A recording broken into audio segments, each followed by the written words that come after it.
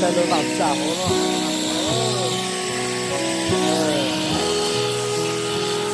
ăn gì đây?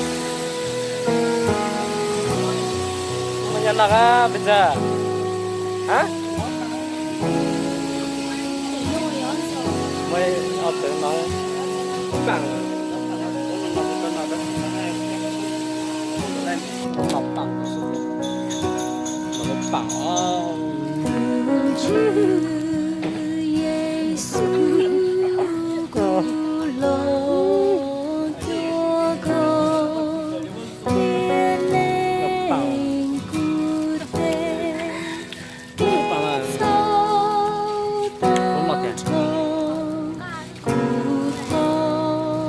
大火，大火扔掉，扔掉。大火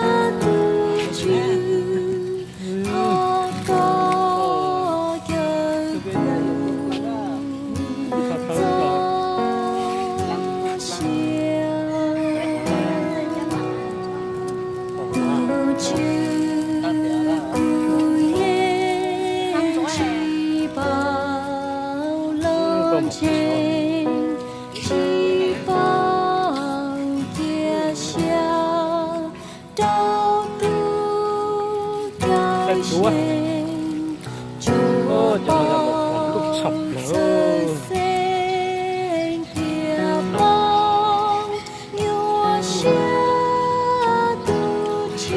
Wow, con cò nó con trắng. Đô thì nó.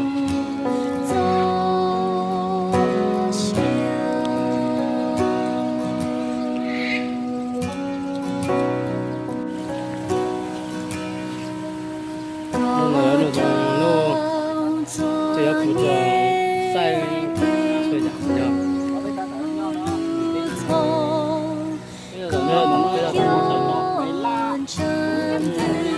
Nó sẽ trả cho. Nó bao lâu sẽ được. Nó bằng la lòng một tàu nó được sử dụng chỉ cho xe đó mua điều đầu tấn rồi.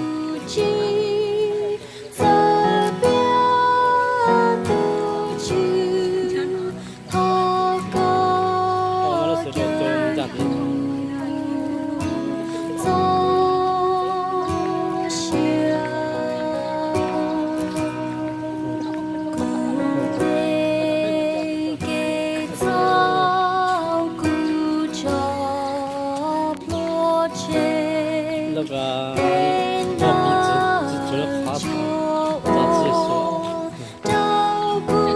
我觉得自己很那个，这引到那个领导哎，我就在那在看电视。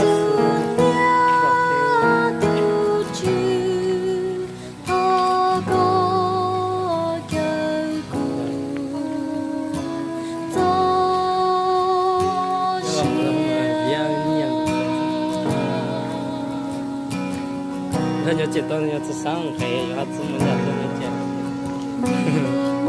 直接我也有都见嘛，就自营开了。你那干个么啊？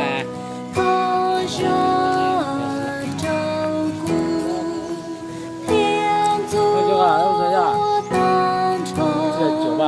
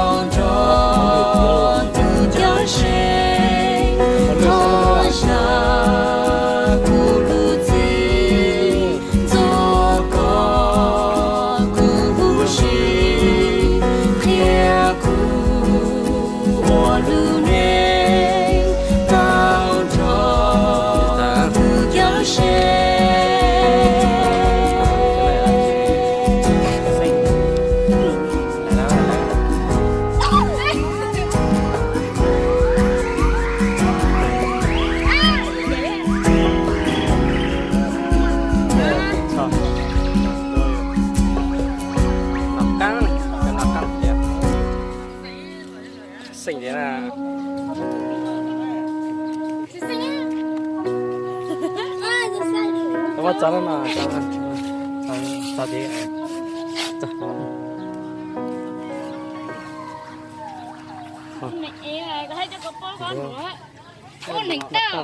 我那不顶我这样这个咋样搞啊？这样子个吧？要么怎么找？要是要搞了，那哪不走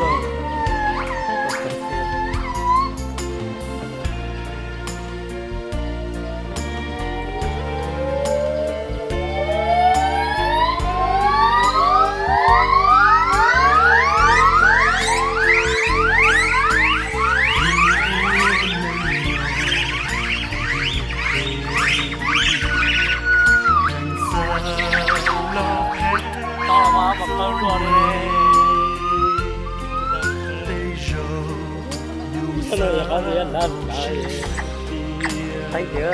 Ôi giờ đây là cho nữa nên mới thấy chịu. Muốn chịu đó nó, chịu đó nó.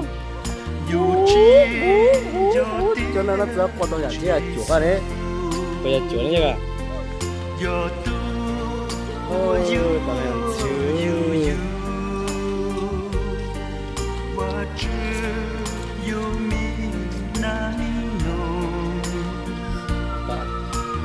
Có gì cái gì vậy?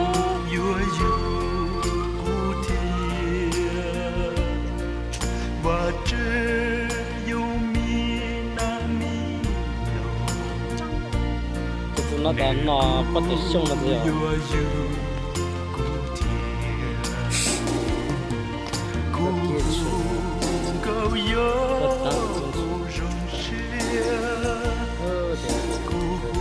Nó chỉ được là thành phố Hồ Chí Minh ra, còn nát đấy nhuận suy nó tốn được là tôm còn nát thế quá.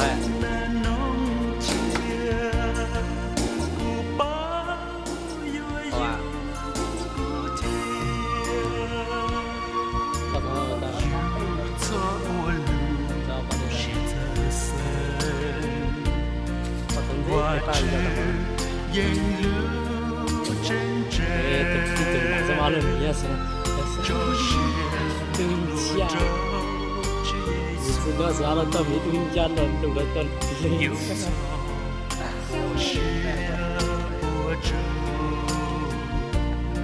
cái là làm tốt đang ở đây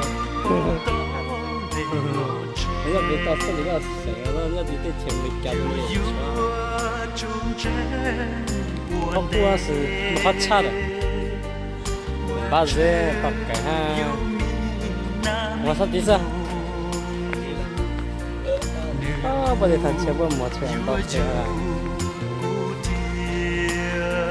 thì lúc chơi qua rồi thì lúc chơi rồi trả nhau sử dụng mà qua từ xưa rồi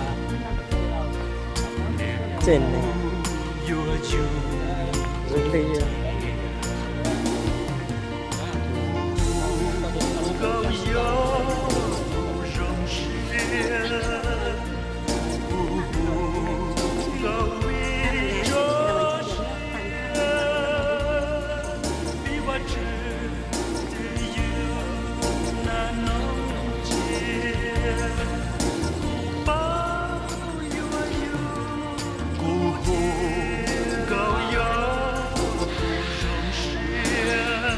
thì nó thì lo mà nó lo thì tao mà xếp ra bắt thì làm được à nhiều mà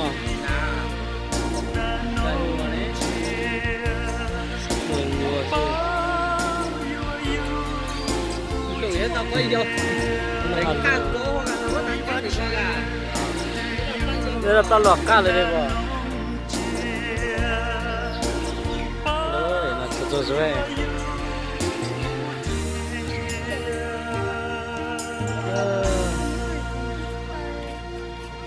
nó sẽ đây thành can có không có cái mình còn xíu để can吃啊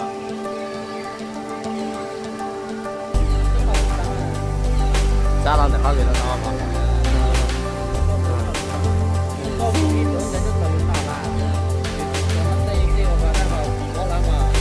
这路来才讲话嘞，这个。